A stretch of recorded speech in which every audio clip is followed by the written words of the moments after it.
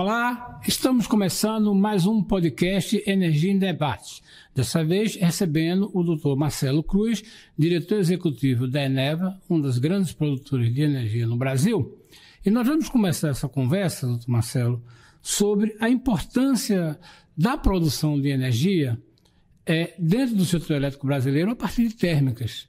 Esse é um tema que é tratado quase como se fosse uma enorme dificuldade do meio ambiente, como se fosse uma coisa ruim. E não é. Qual a importância no setor elétrico da produção da energia térmica? Bom, prazer estar aqui com vocês. É uma grande honra participar do podcast para debater esse tema tão importante, né? Energia é um tema super relevante e falar da importância das termoelétricas para o setor elétrico é algo que é super relevante para a gente. Na Eneva, a Eneva é uma empresa integrada de energia, muito focada no gás natural e na geração termoelétrica, e a gente defende bastante esse papel das térmicas por conta de sua relevância para o setor.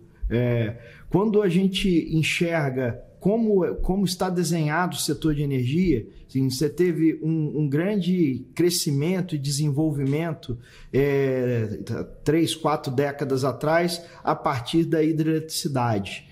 Durante muito tempo, né, a hidroeletricidade moveu o setor de energia elétrica. No início dos anos 2000, ou seja, 20 e poucos anos atrás, uma grande crise mostrou que aquele modelo de só hidroeletricidade não dava conta, não trazia a segurança que era necessária. E ali foram inseridos um volume grande de térmicas a gás natural que tem um papel relevante para garantir esse seguro contra momentos de hidrologia desfavorável.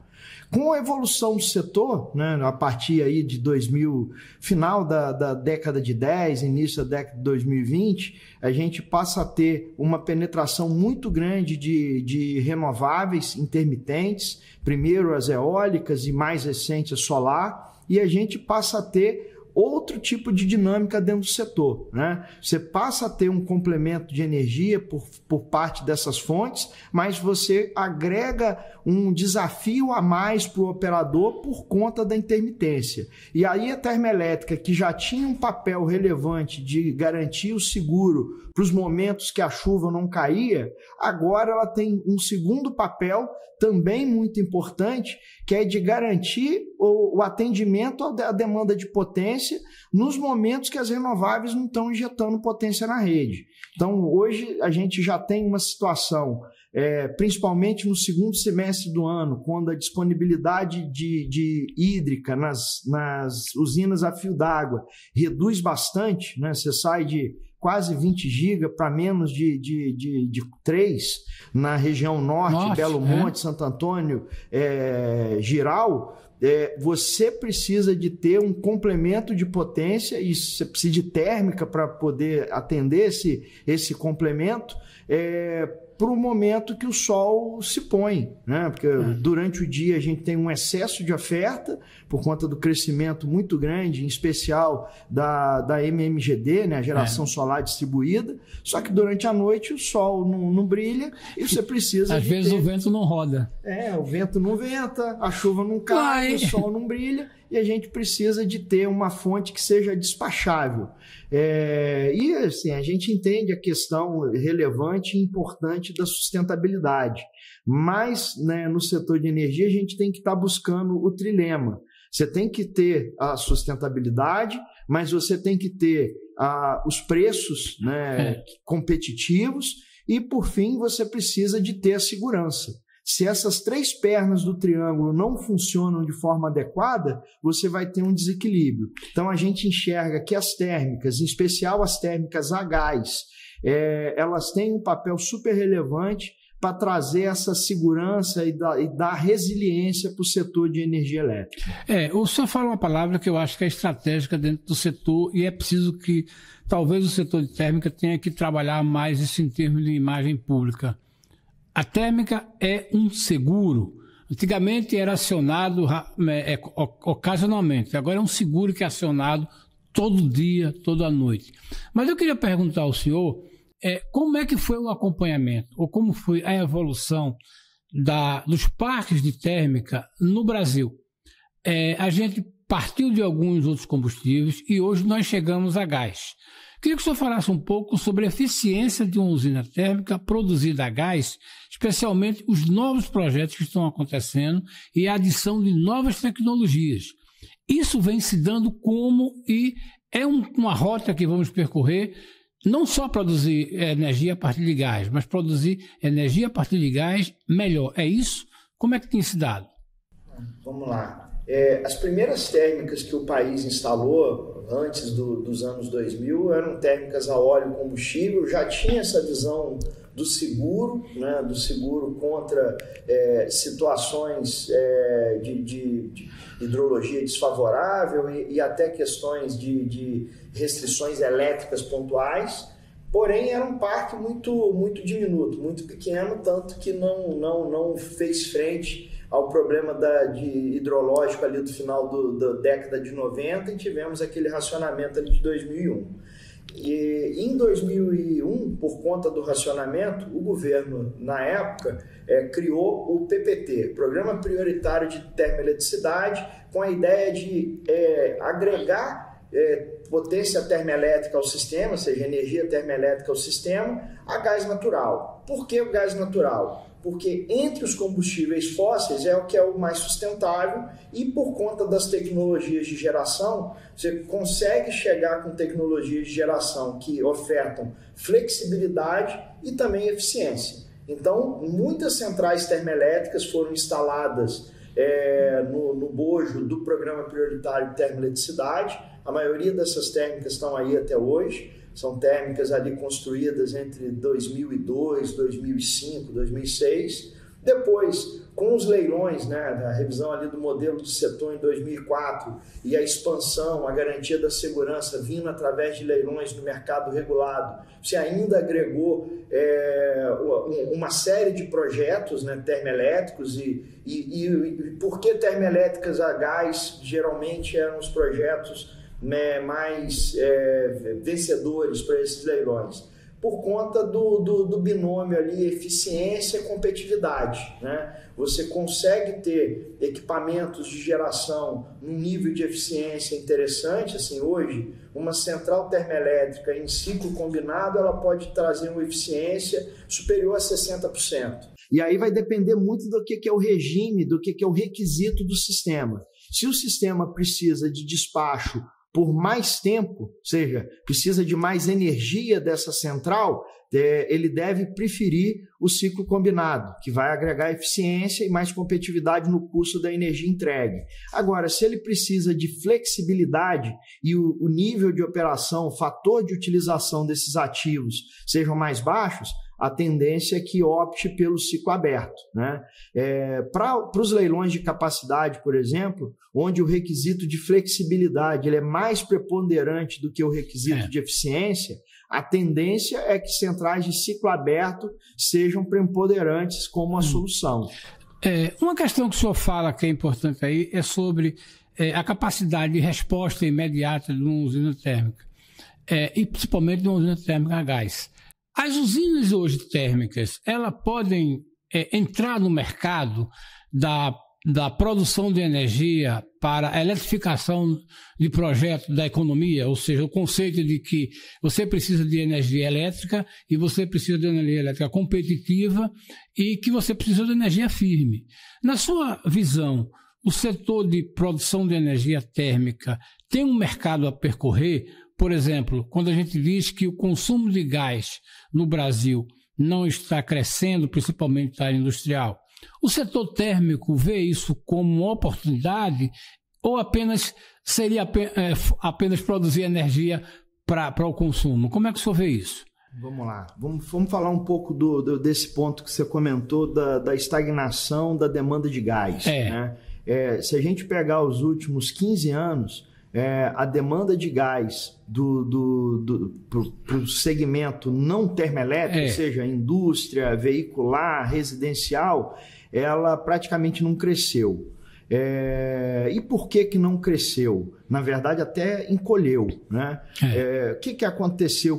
Qual a razão disso? A grande razão disso é a baixa competitividade do gás. O gás natural, ele é um energético que ele pode substituir quase todos os outros energéticos, mas ele também pode ser substituído por quase todos os outros energéticos. É verdade. Então, na indústria, você pode utilizar o gás natural como energético em lugar de muita coisa, mas muita coisa também pode ser usada no lugar do gás. Então, ele compete com o GLP, ele compete com a biomassa, ele compete com a própria eletricidade. Então, quando você tem um país onde a eletricidade é abundante através de fontes de custo marginal zero, como o vento, o sol, a água, o gás natural ele precisa ser competitivo, ou seja, precisa ser mais barato para conseguir ter seu espaço. E o que a gente viu nos últimos anos, nas últimas décadas, foi um preço de gás caro, porque o país é importador líquido de gás, importava da Bolívia e importava GNL para complementar a demanda, e isso fez com que o nosso preço fosse não competitivo, primeiro para a indústria. Então, muitas indústrias deixaram de ser viáveis no Brasil, produção de metanol, produção de fertilizante, petroquímico em geral. Então, essas indústrias que demandam um preço do energético mais competitivo deixaram de ser viáveis e muitas encerraram suas operações por aqui, e outras aplicações que o gás podia estar sendo utilizado não conseguiu ser desenvolvida. Então, assim, a gente tem uma expectativa de uma mudança de paradigma, ou seja, o país ele vai deixar de ser um importador líquido de gás para poder ser superavitário. A gente tem grandes projetos entrando em operação nos próximos 5 anos, um horizonte de tempo extremamente curto, né? Até 2030 a gente vai ter mais de 30 milhões de metros cúbicos de oferta nova de gás natural em 2 projetos, que é Raia e Sergipe Água Profunda, um em Macaé, estado do Rio de Janeiro, outro lá em Sergipe, né?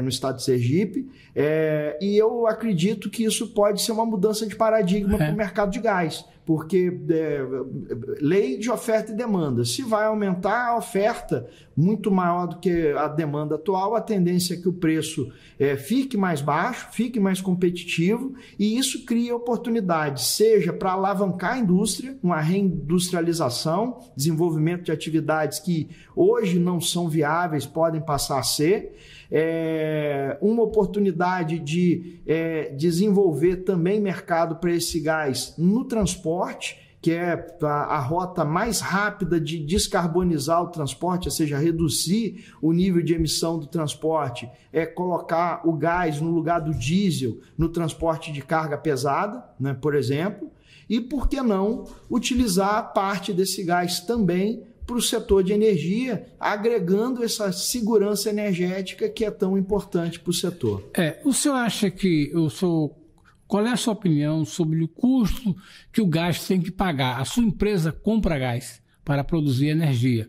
E há um grande debate, inclusive no Congresso, feito por alguns senadores, inclusive do Nordeste, de que a grande dificuldade de você não transformar o Brasil num grande consumidor de gás, em todas as vezes, é a questão do modelo tarifário.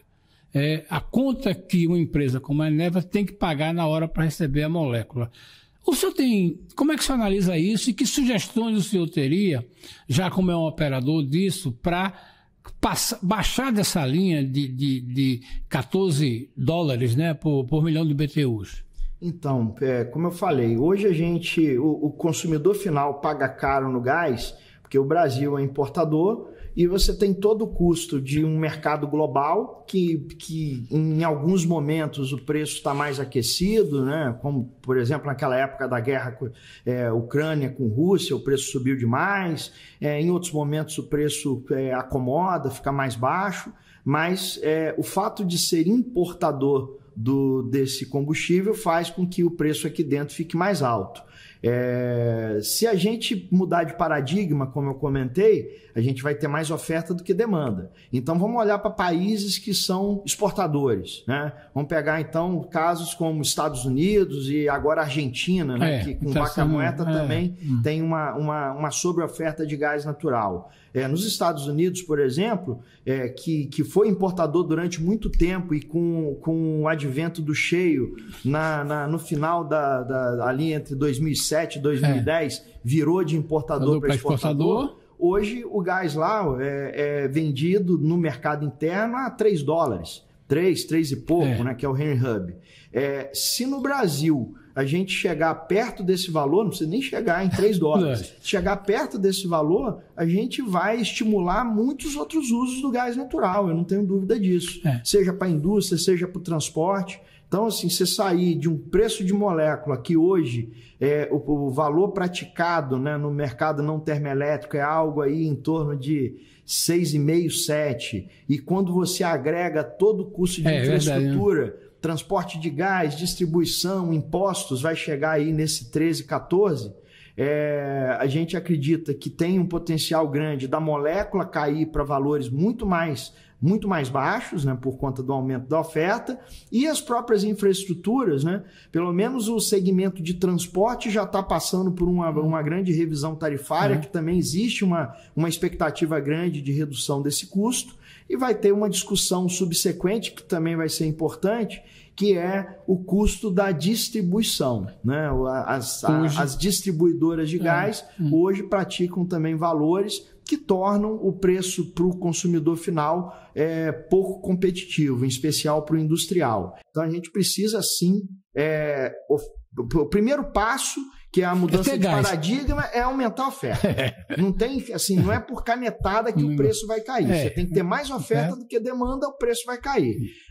Aumentando a oferta e o preço caindo, né, da molécula, novos usos vão ser desenvolvidos, eu não tenho dúvida. O mercado vai se ajustar e novos usos vão ser desenvolvidos. E aí, para que esses novos usos sejam de fato alavancados, né, a gente vai precisar de discutir a estrutura tarifária, seja do transporte, seja da distribuição de gás. Uma última pergunta é sobre como é que a empresa que o senhor representa, a companhia que o senhor lidera, vê o mercado de produção de energia. Quais são os planos da Eneva e como é que ela quer se comportar dentro desse mercado, se é um crescimento, qual é o papel que ela se enxerga como um ator no setor? Então, como eu comentei, a Eneva é uma empresa integrada de energia, com foco em gás natural e geração termoelétrica. A gente enxerga que a gente tem o papel de ofertar a segurança que o setor elétrico necessita, através de projetos eficientes a gás natural, de novas térmicas a gás natural. Hoje a Eneva já é o maior gerador termoelétrico do país. A gente já tem uma capacidade contratada superior a 7 GB, maior parte disso térmica, maior parte das térmicas a gás natural. A gente tem também carvão, tem óleo, tem renovável, solar renovável, mas a maior parte dos nossos ativos são térmicas a gás natural. E a gente está preparado para poder ofertar mais soluções de térmicas a gás natural aderentes à necessidade do sistema. Então, a gente, por exemplo, espera participar do próximo leilão de reserva de capacidade, seja para recontratar térmicas que vão ter seus contratos vencendo até 2027, 2028, seja para ofertar novos projetos para o setor, né, de novas térmicas a gás, que serão super necessárias para atender esse requisito de potência crescente que o setor apresenta. Nós conversamos com Marcelo Cruz, diretor executivo da Eneva, um dos players no Brasil na produção de energia e gás, e agradecemos a sua colaboração em sua entrevista e a sua disposição ao blog Energia em Debate. Eu que agradeço, foi um grande prazer conversar com vocês.